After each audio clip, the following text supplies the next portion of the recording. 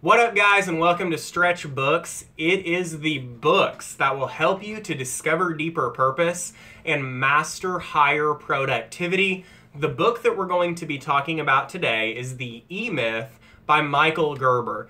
If you've ever thought about starting your own business, if you've ever wanted to be an entrepreneur, if you're in the middle of a business or going through an entrepreneurial process, this is an amazing foundational book for you. And for about a decade, I owned a brick and mortar business, an insurance business, and I wish I would have read this book back then, because this book does what it says. It talks about a lot of the myths that people who begin businesses, they don't realize are completely untrue. And so if you read this book, it kind of helps you to get a jump start on where you might be. I have 6 points. Without further ado, The E-Myth by Michael Gerber. Number 1, if you understand the technical work of a business, you understand the business that does that technical work.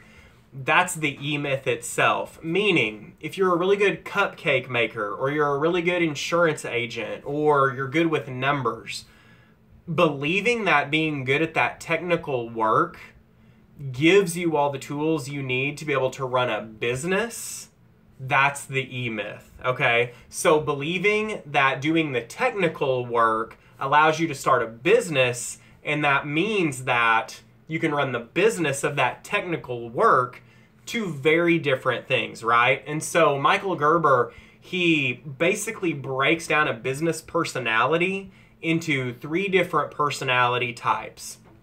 Number 1, it's the entrepreneur. Number 2, it's the manager. And number 3, it's the technician.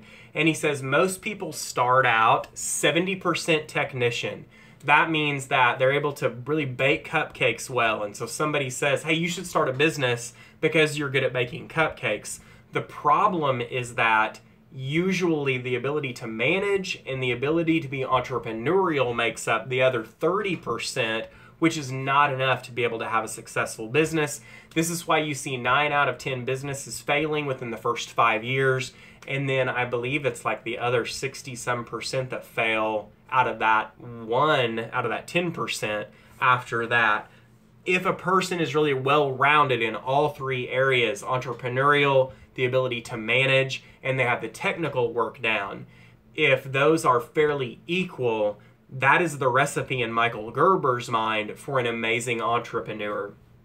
Number 2, you want your customers to want you more than they want your business more than they want you, so you can delegate and do other things. Now, I believe because this book was originally written in like 1995 and it has been revised and updated fairly well, I believe this rule applies less when you're talking about an internet-based business. When you're talking about a franchisable type business, which is what this is really talking about heavily throughout the book, of course, you want people to want what you have within the business, the product or service, more than you want them to want you, so that you can somewhat remove yourself from the equation.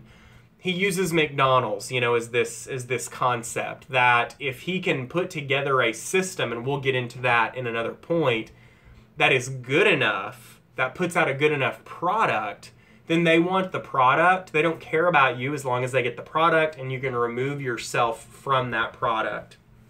Number 3, hiring employees to abdicate all the work from yourself, i.e. your bookkeeper starts answering your phones, shipping and receiving, dealing with customers, etc. That allows you to slack off in your business. And I will say that this really had an effect on me, because owning an insurance business, you get to the point where you can have like a virtual assistant, and that's kind of the first point where you really feel like you've made it, right? You've made it because now instead of me having to do the monkey work, I can put that monkey work on somebody else, and I can just be lazy. And I feel like many people have that organic tendency to fall in that trap. What happens, it's not sustainable, because you get 4 or 5 or 6 people where you have that same mentality, then you can't run your own business. And if somebody leaves, things start to fall off. You can't always express the same power in your passion to someone else as you have with yourself. So the power of the business starts to become diluted, And then it also creates, if you remove a gear, the whole system falls apart.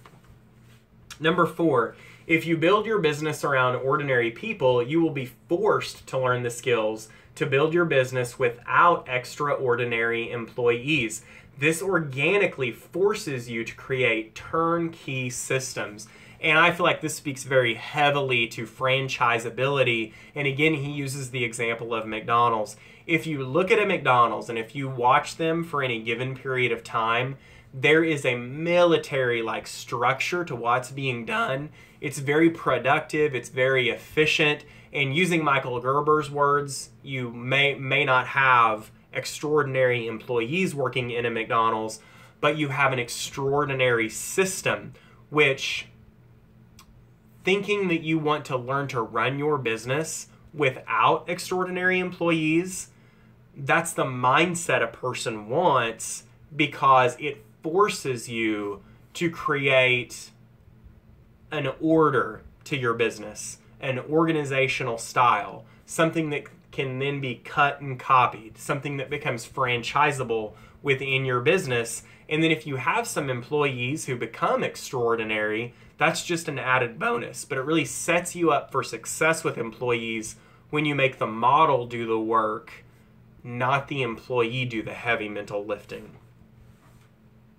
Number 5, rather than two brothers starting a business together and filling in the gaps, they have deep discussions on what they are both strong and weak at and sign contracts, legit, to those areas of the business, and they stay within their area and look to delegate the mutually weak areas as soon as possible. So you can see this playing out, right? You have two brothers that want to start a business together. And whatever needs to be done, they just fill in the gaps and they just do it. They don't ever really take the time to assess, where am I truly strong? Where am I truly weak? Where am I truly weak? And you have that strength, and vice versa. And then let's go the extra step farther and let's actually print up documents for each role, each major role that needs to be filled within this business, and then sign under each role that we feel like we are stronger than our partner, and we take on those roles. Then, when you're able to get employees in the company to fill those roles that are their strengths, where you're delegating off the weakest areas first, you already have a document that outlines exactly what the job is, exactly what you do. It sets them up for clarity and success, and it takes that weakness off of your plate. Great thoughts. And then point number 6, create an organization chart for the company as it will look 7 years from now, not as it is now. Then sign your name to all of the different positions, which we said earlier, you currently fill, just as you would an employee filling those positions. So what this does is it helps a person to think at scale. So you're filling out all your documentation not as things are in this moment, but as they will be 7 years from now. You're preparing yourself to move into that business that's going to meet that scale. And then when you get there, everything is in order. All the positions are in order and clarified. And it's almost a self-fulfilling prophecy. It's sort of like creating a business plan, but it's more about personality specificity, and it's more about optimism for the future. So those were my 6 points for the E-Myth by Michael Gerber. If you've ever thought about opening a brick and mortar business, if you've ever thought about franchising, you just need to get the book, because that does not do it justice, and you will find a plethora of information from the book. I hope this has served you, and I hope that whatever you do, that you remember this week is a gift, so you do 2 things with it. Be both purposeful and productive. We'll talk to you next time.